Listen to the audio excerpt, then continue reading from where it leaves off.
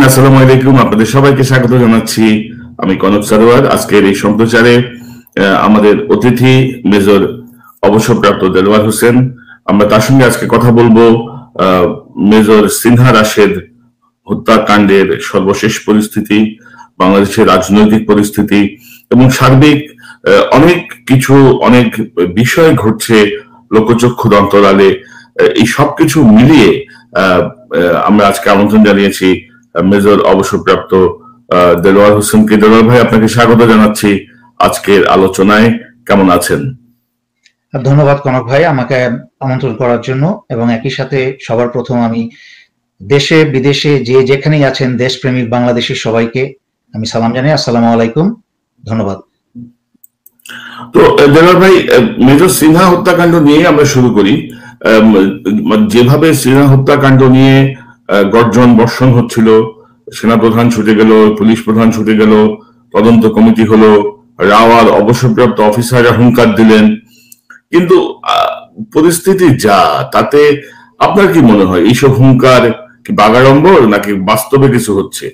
কারণ সর্বশেষ আমরা এটা নিয়ে আগে একবার কথা বলেছিলাম। সর্বশেষ আমি যদি বলি, এই যে প্রদীপের যে টেলিফোন আলাপ, খুব বেশি মাথা করছে। ওই দিন আমাদেরকে ইচ্ছা মতো পেটেছে, এবং তারা যাতে দাঁড় না হয়, দাঁড় না হওয়ার জন্য তারা ডাক্তারের উপস্থিতিতে কারেন্টের শর্ট দিয়ে শুরু করছে আমার শরীরে। তো এই যে টেকনাফ থানার ওসি প্রদীপ রিমান্ডের আসামি পুলিশ ভ্যানের ভেতর থেকে তার জনৈক স্যারের সঙ্গে কথা বলছে, এই পর্যন্ত কিন্তু এটা নিয়ে কোনো উচ্চবাচ্য হয়নি, তাকে জিজ্ঞাসাবাদও হয়নি, তার বিরুদ্ধে অভিযোগ আনা হয়নি, কোনো অনুসন্ধানও হয়নি। বিশ্লেষণ কি, আপনার কি মনে করেন? আমি এ ব্যাপারে আগেও কথা বলেছি, এবং সব সময় আমি সন্দিহান ছিলাম যে প্রদীপের বিচার হওয়ার সম্ভাবনা খুব কম। কারণ আপনাকে এখানে দেখতে হবে যে বিশাল মাফিয়া গ্রুপটা। এর আগের কতগুলো সিরিজে আমি প্রতিটা জিনিসকে, গোপন জিনিসকে আমি উন্মুক্ত করে দেওয়ার কারণে আমার বিরুদ্ধে ভারত থেকে, কেলকাটা থেকে আমার বিরুদ্ধে হত্যার হুমকি আসে, এবং আমার ইতিমধ্যে কিন্তু আত্মীয় স্বজন, আমার ভাই বোনরা কিন্তু আমাকে ত্যায্য করে দিয়েছে, রক্তের সম্পর্ক ছিন্ন করে দিয়েছে। আমি সত্য কথা, দেশের জন্য সত্য কথা বলি বলে তারা আমার সাথে আর কোনো সম্পর্ক রাখে না, এবং সত্য কথা আমি বলতেই থাকবো। যদি আমাকে সারা পৃথিবীর সবাইও ছেড়ে যায়, আমি সত্য কথা বলবই, এবং দেশের জন্য, দেশের স্বাধীনতার জন্য আমি দাঁড়াবই, এবং সেনাবাহিনীর পক্ষে দাঁড়াবো, দেশের পক্ষে দাঁড়াবো, জনগণের পক্ষে দাঁড়াবো। সুতরাং এই যে প্রদীপের ব্যাপারে আমি আগে বলেছি, দেখেন পুরো বিষয়টাই কিন্তু নাটক। এই যে দেখেন, প্রদীপ একটা প্রিজন ভ্যানের মাঝখানে সে কথা বলছে, পুরা অ্যাক্টিং করছে, এবং তাকে প্রি প্ল্যান সেভাবেই ভিডিও করা হচ্ছে। ভিডিওটা যে ছাড়া হবে সেটাও পূর্ব পরিকল্পিত। এটা কোনো দুর্ঘটনা বশত এটা কিন্তু বাজারে আসেনি, আমরা সব বুঝি। এবং এইসবও বোঝা যায় যে সেনাবাহিনীর ভিতরে যারা ঊর্ধ্বতন কর্মকর্তা, আদেশ নির্দেশদাতা, তাদেরও আন্তরিকতার অভাব, নয়তো তাদের এত বড় দুঃসাহস হয় না প্রদীপের এই ভিডিওগুলা এইভাবে প্ল্যান করে রিলিজ করা। তারপরও দেখেন প্রদীপের এরপরে কি হচ্ছে, একটার পর একটা নাটক হচ্ছে। আপনি কিন্তু তদন্ত দেখেন, প্রদীপের তদন্ত, যে স্বরাষ্ট্র মন্ত্রণালয়ের তদন্ত কি আসলো, তদন্তের কোনো কিছু ঠিক নেই।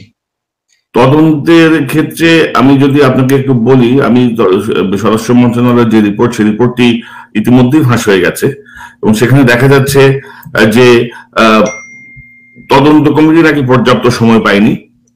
তদন্ত কমিটি মেজর সিনহার সুরতহাল রিপোর্ট এবং ময়না তদন্ত রিপোর্টের ভেতরে যে গড়মিল, সেই বিষয়টি পরামর্শ নেওয়ার মতো অভিজ্ঞ কোনো ব্যক্তিকে পায়নি।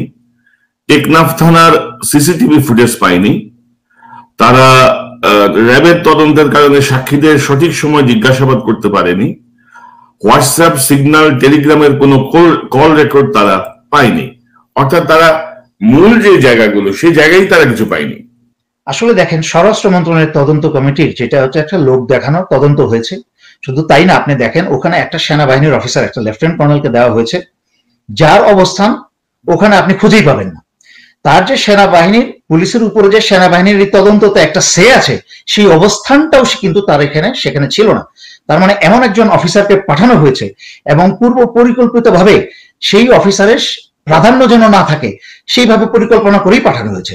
সুতরাং আসল বিচারটা কোথায় হবে আপনাকে দেখতে হবে। এই তদন্ত, স্বরাষ্ট্র মন্ত্রণালয়ের তদন্ত কমিটির রিপোর্টটা কিন্তু আপনার আদালতের বিচারে কিন্তু তোলারই কথা না, কারণ তারা কিছুই পায়নি। তারা পুলিশ এটাকে স্বরাষ্ট্র মন্ত্রণালয় ভারতের নির্দেশেই সবকিছু ধামাচাপা দিয়ে দিচ্ছে। সে প্রথম যোগাযোগ হচ্ছে প্রিজন ভ্যানে যেই নাটকটা করলো, সে ঢাকা ডিএমপি কমিশনার কৃষ্ণপদ রায়ের সাথে কথা বললো। আর এই কৃষ্ণপদ রায়, আমি আগের লাইভেও বলেছি, এই কৃষ্ণপদ রায়, ওসি প্রদীপ সবাই ভারত নিয়োজিত। রয়ের নির্দেশে 35 জন পুলিশে একসাথে দেশবিরোধী ষড়যন্ত্রকারী এদেরকে বাংলাদেশ পুলিশে ঢোকানো হয়েছে, এবং এর পরবর্তীতে এদের মাধ্যমে আরো দেশদ্রোহী, দেশবিরোধী অপশক্তি পুলিশে এবং বিভিন্ন বিভাগে, বিজিবিতে এবং বিভিন্ন জায়গায় প্রবেশ করানো হয়েছে। দেশটা এখন একটা ভয়ঙ্কর জায়গায় আছে। এখন কিন্তু হাসিনার কথা কেউ শুনে না, এখন কিন্তু প্রধানমন্ত্রী, এই অবৈধ প্রধানমন্ত্রীর কথা কিন্তু নির্দেশ কেউ শুনে না।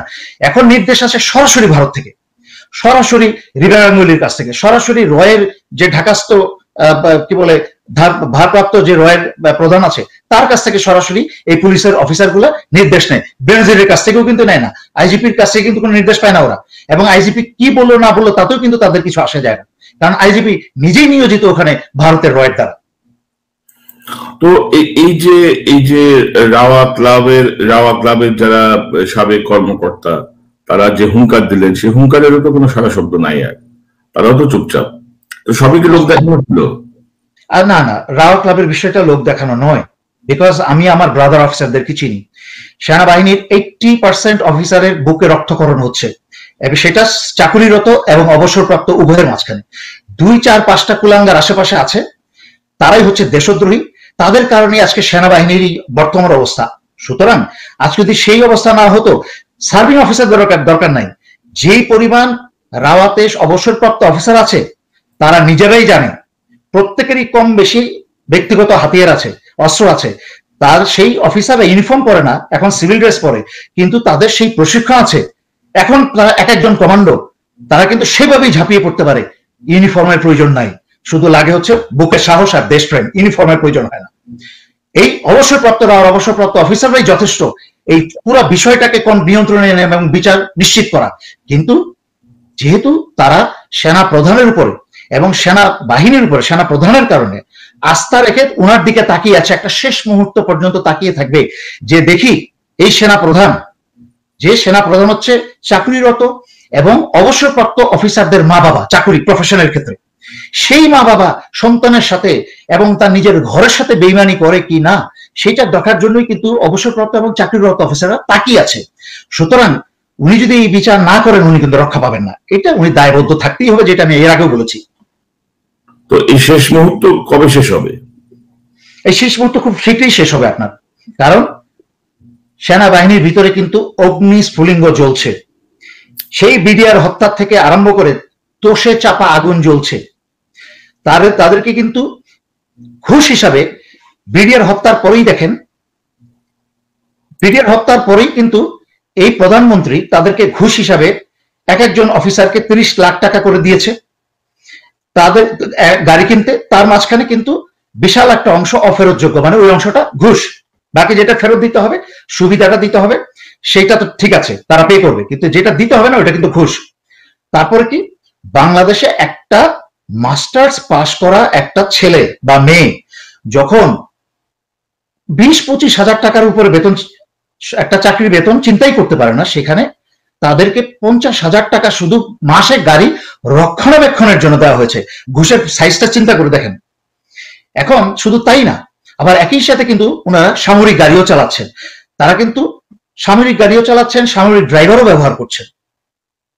তার মানে কিন্তু ওই বেতনের 50,000 টাকা কিন্তু পুরাটাই মোটামুটি বেঁচে যাচ্ছে। এই যে সুবিধাটা, এখন সরাসরি আমি তাদেরকে দোষ দিব না, যেহেতু সরকার তাদেরকে প্রস্তাব দিয়েছে, সেনাবাহিনী সেই প্রস্তাব গ্রহণ করেছে, একটা জিনিস আমাকে দিলে আমাকে দিচ্ছে সেই চিন্তা করে নিয়েছে। কিন্তু দুঃখজনক ব্যাপার হচ্ছে ওই 30 লাখ টাকা আর ওই 50 লাখ টাকার ওই গাড়িতে যে 57 জন অফিসারের রক্ত মাখা, সেটা তারা অনুধাবন করেন নাই। সেই গাড়িতে এবং সেই 50,000 টাকায় সেই 57টা অফিসারের পরিবারের চোখের কান্না এবং বিডিআর এর ভিতরে যেই বিভিন্ন ধরনের অন্যান্য যজ্ঞ চলেছিল, যা মুখে আমি এখানে বলতে পারবো না, যেটা বিভিন্ন ক্ষেত্রে বিভিন্ন পরিবেশে লুকিয়ে যাওয়া হয়েছে, তাদের সেই অশ্রু সেই কান্না কিন্তু এই গাড়িতে, সেই 50,000 টাকায়। ঠিক আছে, মানলাম তখন আপনারা নিয়েছেন, আপনারা বুঝেন নাই, কিন্তু আপনি এইটা নিয়ে দেশের সাথে এবং নিজের ব্রাদার অফিসার এবং তাদের পরিবারের সাথে বেইমানি করতে পারেন না। আপনাকে এই দুনিয়াতে তার বিচার হবে এবং পরকালে আল্লাহর কাছে সেই জবাব দিতে হবে আপনি কি করেছিলেন। আপনি এই টাকাটা যে নিলেন, ভাইয়ের রক্তমাখা টাকা এবং গাড়ি সব নিলেন, আপনি ভাইয়ের জন্য আর দেশের জন্য কি করলেন, এর জবাব কিন্তু একদিন দিতে হবে। তাই বলছি, হে দেশপ্রেমিক সেনাবাহিনী, নিজের বুকে হাত দিয়ে চিন্তা করে দেখেন যে দেশটা কিভাবে চলে যাচ্ছে, ভারতের কিভাবে আপনারা একটা উপনিবেশে পরিণত হয়ে যাচ্ছেন, কিভাবে একটা স্বাধীন দেশ মুক্তিযোদ্ধারা স্বাধীন করে দিয়ে গেছে, সেই স্বাধীনতাটা পর্যন্ত রক্ষা করতে পারছেন না, প্রশিক্ষণ পেয়ে ইউনিফর্ম করে অস্ত্র হাতে নিয়ে। তাহলে এই জীবনের মূল্যটা কি? আপনাকে তো একসময় ইউনিফর্ম ছাড়তে হবে। ইউনিফর্ম ছাড়ার পরে আপনার এই জীবনের নিরাপত্তা কে দিবে? আপনাকে এই নিশ্চয়তা কে দিয়েছে যে আপনাকে মেজর সিনহার অথবা মেজর রাশেদের ভাগ্য বরণ করতে হবে না? নিশ্চিতভাবেই করতে হবে আপনাকে। রাশেদের প্রসঙ্গ আনলেন, মেজর রাশেদ নামের একজন কর্মকর্তা গুমের ব্যাপারে আমরা শুনতে পাচ্ছি, তাকে কেউ বলছেন গ্রেপ্তার করা হয়েছে, কেউ বলছেন গুম করা হয়েছে। কোন তথ্য কি আপনার কাছে আছে? জি, আমি তথ্য পেয়েছি। আপনাকে একটা জিনিস বুঝতে হবে, একটা ফ্যাসিস্ট সরকারের সবচেয়ে ভয়ঙ্কর এবং দুর্বল জায়গা হচ্ছে যে তাকে ক্ষমতা চলে যাওয়া, ক্ষমতাচ্যুত হওয়া। এটা হচ্ছে সবচেয়ে ভিতর সন্ত্রস্তিতে রাখে তাকে। কিন্তু শেখ হাসিনা ঠিক মতো ঘুমাতে পারে না, সে মুখ অনেক জোর করে হেসে অনেক কথা বলে এবং তার মন্ত্রীদের কিন্তু ঘুম নাই। কেউ অ্যালকোহল খেয়ে ঘুমায়, কেউ ঘুমের ওষুধ খেয়ে ঘুমায়, কেউ টাকা পয়সা বিদেশে পাঠায় এবং টিকিট পকেটে নিয়ে ঘুরতে থাকে, হাঁটাহাঁটি করতে থাকে, তাদের ঘুম আসে না। কারণ পৃথিবীতে কোনো অত্যাচারী বেশি দিন টিকতে পারে নাই। আমি উত্তরটাতে দিকে একটু বেশি লম্বা কথা বলছি বিকজ এখানে একটু ইন্ট্রোডাকশনের দরকার আছে। আপনি শেখ হাসিনা এখনো পর্যন্ত কিন্তু তার অত্যাচার কিন্তু ফেরাউনের অতিক্রম করতে পারে নাই, এখনো কিন্তু হিটলারকে অতিক্রম করতে পারে নাই। সে অত্যাচার বাঙালির কাছে ভয়ঙ্কর রকম অত্যাচার করেছে 12টা বছর ধরে। দেশকে অর্ধেক বিক্রি করে দিয়েছে, প্রায় চলে যায় দেশটা, সারাটা বাংলাদেশ বিক্রি করে দিয়েছে, সে নিজের অস্তিত্ব বিক্রি করে দিয়েছে। যেহেতু ওনার ভিতরে কোনো দেশপ্রেম নাই, কিছু নাই, উনি পরিকল্পিতভাবে ওনার নিজের পিতা পরিবারের হত্যার জন্য, যেটা অত্যন্ত দুঃখজনক, কিন্তু হত্যা করেছে ভারত। উনি মনে করেন বাংলাদেশ জনগণ এবং বাংলাদেশ সেনাবাহিনী উপরে উনি রাগ ঝাড়ছেন। রাগ ঝাড়তে গিয়ে সেনাবাহিনীকে ধ্বংস করছেন, এই দেশটাকে ধ্বংস করছেন। উনি ভুল পথে চলছেন। কিন্তু যখন উনি টের পেয়েছেন 12 বছর চলতে চলতে, হাসতে খেলতে খেলতে বাংলাদেশের সমস্ত টাকা পয়সা সম্পদ, এটাকে চুরি বললে ডাকাতি বললে ভুল হবে, তার চেয়ে বড় শব্দ বাংলা কোষে বা ডিকশনারিতে কি আছে আমার জানা নেই। আপনি দেখেন, এই যে খিচুড়ি বলেন, এই বলেন, সেই বলেন, আমি এইসব বিষয় নিয়ে মানে হাসিনা সরকারের অপরাধের কাছে এই খিচুড়ি মিচুরি, এই কি যেন সাহেব মাহেব সাবরিনা, এগুলো এত তুচ্ছ ব্যাপার যে এইসব ফালতু জিনিস নিয়ে আমার ফেসবুকে কোনো পোস্ট দেখবেন না। এগুলো নিয়ে আমি বানরের মতো লাফাই না। এগুলা তারা ছাড়েই, এই সরকার ছাড়েই যেন বাঙালি জাতি বেশিরভাগ লোক এটা নিয়ে লাফাতে থাকে। আমি এই বোকামিতে এই এতে যাই না। আমি যাই হোক, এখন যেহেতু তারা বুঝতে পারছে, জনগণ জেগে উঠছে, সেনাবাহিনী অফিসার, সশস্ত্র বাহিনীর অফিসাররা, আমাদের অত্যন্ত যোগ্য বিমান বাহিনী, আমাদের যোগ্য নৌবাহিনী এবং যোগ্য সেনাবাহিনী প্রশিক্ষিত সবাই, এরা বুঝে ফেলেছে এই সরকারের কুচরিত্র এবং তাদের ষড়যন্ত্র, দেশের বিরুদ্ধে এবং সশস্ত্র বাহিনীর বিরুদ্ধে, পুলিশের বিরুদ্ধে, বিজিবির বিরুদ্ধে তাদের ষড়যন্ত্র বুঝে ফেলেছে। যখন এই স্মার্ট অফিসাররা, স্মার্ট সৈনিকরা, তখন আস্তে আস্তে তারা নাড়াচাড়া দিয়ে জেগে উঠছে। এই ভয়ে এখন মরণ কামড় দিয়ে বসছে। সবকিছুর সাথে সম্পর্ক আছে, খেয়াল করে শুনেন। মরণ কামড় দিয়ে বসছে যে কিভাবে তাদের ভয় হচ্ছে এই সশস্ত্র বাহিনী যদি মার্শাল ল দিয়ে তাকে ক্ষমতাচ্যুত করে ক্ষমতার থেকে সরিয়ে ফেলে, সেই জন্য তার আগে আগে একটা ঘটনা ঘটিয়ে এক ঢিলে দুই পাখি মারা যায় কিনা। ভারতের নির্দেশে সিনহার হত্যার বিচারটাকে ধামাচাপা দিয়ে প্রদীপ যা আছে ভারতের রয়ের সদস্যদেরকে বের করে নিয়ে যাওয়া। আর দ্বিতীয় জিনিস হচ্ছে সেনাবাহিনীকে বিতর্কিত, সশস্ত্র বাহিনীকে এবং সেনাবাহিনীকে একটা বিতর্কিত অবস্থায় ফেলা। বিতর্ক অবস্থায় ফেলার জন্য কি করবে? খুব শীঘ্রই এই আওয়ামী লীগ কিন্তু খুব এক্সপার্ট। ভারত আর আওয়ামী লীগ, ভারতের নির্দেশে আওয়ামী লীগ করে সমস্ত শয়তানি বুদ্ধিগুলো কিন্তু ভারতের কাছে, রয়ের কাছে নাই, একটা জঙ্গি নাটক করে। খুব শীঘ্রই একটা জঙ্গি নাটক আসছে, অপেক্ষা করেন, খুব শীঘ্রই একটা জঙ্গি নাটক আসছে। যেই জঙ্গি নাটকে আপনি সেনাবাহিনী অফিসারকে ইনভলভ করে এই সমগ্র সশস্ত্র বাহিনীকে একটা বিব্রতকর অবস্থায় এবং কি বলে এটাকে অপমানজনক অবস্থায় ফেলার জন্য চেষ্টা করবে এই শেখ হাসিনা এবং ভারতের তাবেদার শেখ হাসিনা এবং তার সরকার এবং লোকজন। সেজন্যই রাশেদকে একটা একটা ইউএন মিশন, আমাকে বলেন, একটা সুস্থ মস্তিষ্কে একটা যে সেনাবাহিনী সম্পর্কে কিছু জানে না, সেই চিন্তা করে দেখেন দেশের ভিতরে থেকে একটা অফিসার একটা সরকার পতনের কি করতে পারবে বলেন? একটা অফিসার সংঘবদ্ধভাবে যদি অনেকেই না থাকে দেশের ভিতরেই। মেজর রাশেদ কোথায় কর্মরত ছিলেন? আমি সেখানেই আসছি। মেজর রাশেদ জাতিসংঘ মিশনে ছিলেন। সেই জাতিসংঘ মিশনে থাকা অবস্থায় সে নাকি তাদের কথা মতো কোন একটা অপরাধ করেছে, সেই অপরাধে তাকে বাংলাদেশে ফেরত নিয়ে আসা হয়েছে। তাকে অফিসার্স মেসে মানে গৃহবন্দির মতো অনেকটাই তাকে ডিজিএফআই নজরবন্দি করে রেখেছিল, কিন্তু হঠাৎ করে সে গুম হয়ে গেল। এই গুমটা করেছে এই বর্তমানে এই সরকারের আমলে যতগুলা ডিজিএফআই প্রধান ছিল সবগুলা দুশ্চরিত্রা, কারণ তারা দেশের স্বার্থ না দেখে, দেশের স্বার্থ না দেখে, সশস্ত্র বাহিনীর স্বার্থ না দেখে একটা সরকারকে রক্ষা করার সর্বাত্মক প্রয়াস চালিয়ে গেছে এবং এখনো যাচ্ছে। আমি এই রাশেদকে ডিজিএফআই গুম করেছে এবং তাকে পরিকল্পনা করা হচ্ছে ঠিক যেভাবে মেজর জায়েদকে কানাডা থেকে যখন ফেরত গিয়েছিল তাকে গ্রেফতার করে মিরপুরে জঙ্গি নাটক করে তাকে হত্যা করা হয়েছে। একইভাবে আপনার ক্যাপ্টেন জিয়াকে, ঠিক তাকে ক্যাপ্টেন জিয়াকেও গুম করেছে এবং জঙ্গি নাটক করে। তখন কিন্তু এটা কিসের জন্য করেছিল শেখ হাসিনা? সেনাবাহিনীর 57 অফিসারকে মেরেই ক্ষান্ত হয় নাই। সেনাবাহিনীর অন্যান্য জুনিয়র লেভেলের অফিসারদেরকে ভীতি সৃষ্টি করার জন্য এইসব সেনাবাহিনীর ইউনিফর্ম পরিহিত অফিসারদেরকে, চাকরিরত অফিসারদেরকে তাদেরকে গুম করে, খুন করে, মিথ্যা ক্রস ফায়ার করে এসব করেছে। মেজর রাশেদকেও এই মেজর সিনহা হত্যার বিচারের ধামাচাপা দেওয়ার জন্য এবং সশস্ত্র বাহিনীকে একটা বিব্রতকর অবস্থায় ফেলার জন্য, যেন তারা কোনো প্রকার সাহস না করে, সেই জন্যই রাষ্ট্রে প্রস্তুতি করা হচ্ছে একটা ক্রস ফায়ার দিয়ে জঙ্গি নাটক করার জন্য। এই সুযোগ নিয়ে, আপনার অনুষ্ঠানের সুযোগ নিয়ে আমি সেনা প্রধান, সকল বাহিনী প্রধান, সেনাবাহিনীর সকল অফিসার, সকল পদবীর সৈনিকদেরকে, দেশপ্রেমিক সৈনিকদেরকে আমি অনুরোধ করব, ভুলেও দাঁড়িয়ে যান, ভুলেও মেজর রাশেদকে আপনারা ক্রস ফায়ার বা কোনোভাবে হত্যা করতে দিবেন না। এই হত্যা যদি ক্রস ফায়ারে হত্যা হয়, এই ডিজিএফআই প্রধানের ভয়ঙ্কর রকম জনতার আদালতে বিচার হবে। আপনাকে চিন্তা করতে হবে, যদি ওই অফিসার মেজর রাশেদ যদি অন্যায় করে থাকে, যত বড় অন্যায় করুক, তাকে সেনা আইন আছে, তাকে সেনা আইন করে যেই বিচার করতে হয় আপনি তার সেনা আইনে বিচার করেন। আপনি কোন আইনে তাকে আপনি ক্রস ফায়ার জঙ্গি নাটক করতে পারেন না। এখানে কোন পুলিশকে জড়িত হতে দিবেন না। সে সেনাবাহিনীর একজন চাকরিরত অফিসার। পুলিশের কোনো এখানে প্রশ্নই আসে না, কোনো চিহ্নই নাই, এখানে কোনো পুলিশের ছায়াও আসতে পারবে না, কারণ সেনা আইন আছে। এফজিসিএম হবে, কোর্ট মার্শাল হবে, বিচার হবে, সেই বিচারে যেই রায় হবে সেই রায়ে তার বিচার হবে। সুতরাং আবার হুঁশিয়ার দিচ্ছি, এই দুঃসাহস করবেন না। দিন কিন্তু, এই অবৈধ সরকারের দিন কিন্তু শেষ। সেনাবাহিনীর দেশপ্রেমী সশস্ত্র বাহিনীর জেগে দাঁড়াচ্ছে, তারা উঠে দাঁড়াচ্ছে। কারণ আবার বলছি আমি, তারা বুঝে গেছে এই ইউনিফর্মে থাকতে যদি তার এবং তার নিজের পরিবারের নিরাপত্তা নিশ্চয়তা না করে, এই সেনাবাহিনীর শৌর্য, বীর্য এবং বীরত্ব এবং সম্মান যদি তারা রক্ষা না করে, অবসরের পরে তাদের মেজর সিনহার ভাগ্য বরণ করতে হবে। শুধু তাই না, তাদের চোখের সামনে, সেই বাবা মার চোখের সামনে তার সন্তানকেও সেই ভাগ্য বরণ করতে হবে। কারণ বাংলাদেশের সেনাবাহিনী বা সশস্ত্র বাহিনীর প্রত্যেকটা অফিসার দেশের বাইরে পালিয়ে যেতে পারবে না।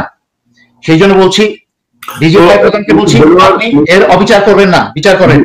মেজর দেলোয়ার, আপনি কিভাবে নিশ্চিত হলেন বা আপনার কাছে কি তথ্য আছে যে মেজর রাশেদ গুম হয়েছে?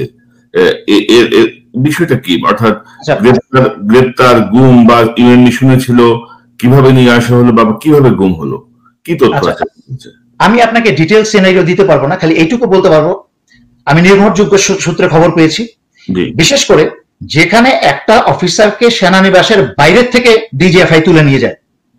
এখানে তোলার দুই প্রকার লোক আছে, পুলিশ বা আওয়ামী লীগের গুন্ডা বাহিনী, যারা ভারতের প্রশিক্ষিত গুন্ডা বাহিনী, এসব আজে বাজে নোংরা অশ্লীল কাজ করার জন্য।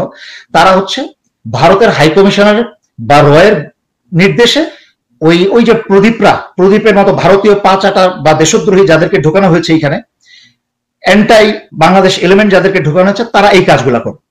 আর ডিজিএফআই এর একটা অংশ আছে যাদেরকে এই কুকাজ, দেশ বিরোধী অপকর্মটা করে, তারা অফিসারদেরকে এবং বাইরের রাজনৈতিক সিভিলিয়ানদেরকে তারা তুলে নিয়ে যায়। তুলে নিয়ে গিয়ে তারা ডিজিএফআই হেফাজতেই রাখে এবং ডিজিএফআই হেফাজতে তারা, মানে হেফাজতে বলবো না, হেফাজতে মানে আদর যত্ন করে রাখে, তাদেরকে অত্যাচারের মধ্যে রাখে।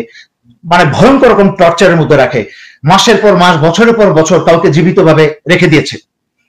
এবং সেখানে সেই মেজর রাশেদ সেনানিবাসের ভিতরে অফিসার্স মেসের ভিতর থেকে গুম হয়েছে। আপনি কি মনে করেন পুলিশ এসে সেটা করতে পারে? সেটা করতে পারে না। ঘরের শত্রু যখন বিভীষণ, তখন তো আপনার বাইরের শত্রু দরকার নাই। এই সেনাবাহিনীর আজকে সশস্ত্র বাহিনীর শত্রু হাতে গোনা 4-5টা দেশদ্রোহী কুলাঙ্গার, যাদের বিচার ইনশাল্লাহ আল্লাহর রহমতে এই দেশের মাটিতেই হবে, এই সেনাবাহিনীর সদস্যরাই করবে এবং জনতা সেনাবাহিনীকে সম্পূর্ণ সমর্থন দিবে যে কোনো বিচারের জন্য। তাদেরকে ফায়ারিং স্কোয়াডে দেওয়া হোক অথবা ফাঁসিতে দেওয়া হোক, দেশের সাথে এবং সশস্ত্র বাহিনীর সাথে বেইমানি করার জন্য, একটা অবৈধ সরকারকে রক্ষা করার চেষ্টা করার জন্য। এই যে আপনি যে বলেন যে ব্রাদার ইন আর্মস, তো আমরা দেখছি যে প্রচুর ঘটনা কিন্তু ঘটে গেছে। ব্রিগেডিয়ার আজমিকে গুম করা হয়েছে, আপনি যেটা বললেন যে মেজর জিয়াদকে হত্যা করা হয়েছে, মেজর জিয়াকে হত্যা করা হয়েছে, সিনহা রাশেদ পুলিশের হাতে গুলিবিদ্ধ হয়ে মারা গেছেন, আরেক মেজর রাশেদ গুমের অভিযোগ আনলেন। তো এই যে ব্রাদার ইন আর্মস, এই যে ফেলো ফিলিংসটা থাকে, সেই ফেলো ফিলিংসটা কি নাই হয়ে গেল? 2-4 সিনিয়রের জন্য কি আপনি যে বলছেন যে 2-4 সিনিয়রের দাপটে ফেলো ফিলিংস গায়েব হয়ে যাবে? না, ঠিক তা না, আমি সেটাই বলছি। একটা হয়েছে যে সেনাবাহিনীর অফিসাররা, আগে একটা সময় ছিল যখন পাকিস্তান কমিশন অফিসাররা বিভিন্ন ডিভিশন এবং সেনাবাহিনী প্রধান হিসেবে চালিয়েছে।